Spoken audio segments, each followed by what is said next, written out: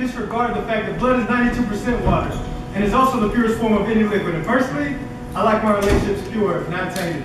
Now, I'm not saying that I think family is less pure. I just want you to think of family in a broader scope rather than just one's close, or even blood related, because let's face it, we all got friends we can call and do us a favor with no questions asked, and family members that only pop up when they need a little extra cash. But it's cool, because that's family.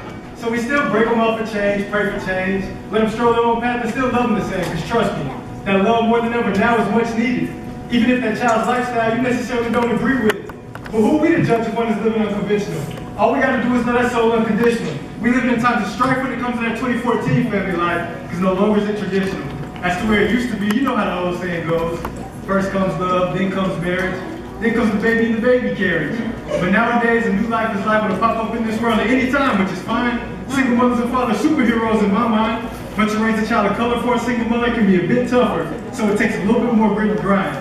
Especially since we the ones still getting the majority of the jail time. So it's time for us to show some unity. Let's band together as a community and service each other's system of support.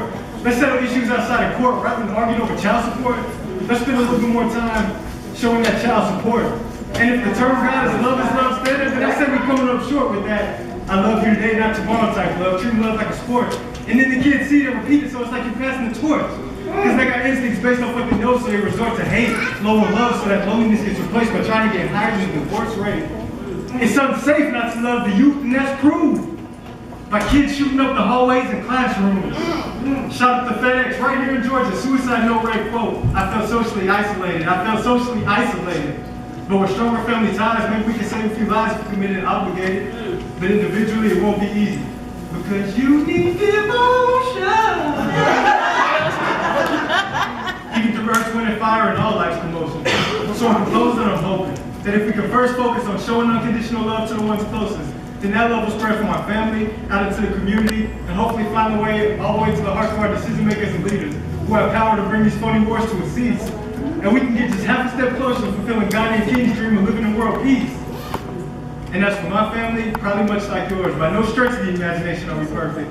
But I keep my trials and tribulations masked. So when you see me, all you get is smiles and laughs on the surface.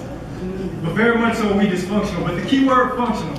Because with the ups and downs, the comes and goes, the fights that might leave hearts torn apart for years, that'll bring tears that'll eventually wash that pain away, but going through it'll make you better. Because as long as families stick together, that storm can and will get weathered. People constantly coming and going out your life. But family, well, that's precious like a diamond, so I know it's forever. Love is patient, love is kind. Love does not brag or boast. So with that being said, I'll leave you on this note.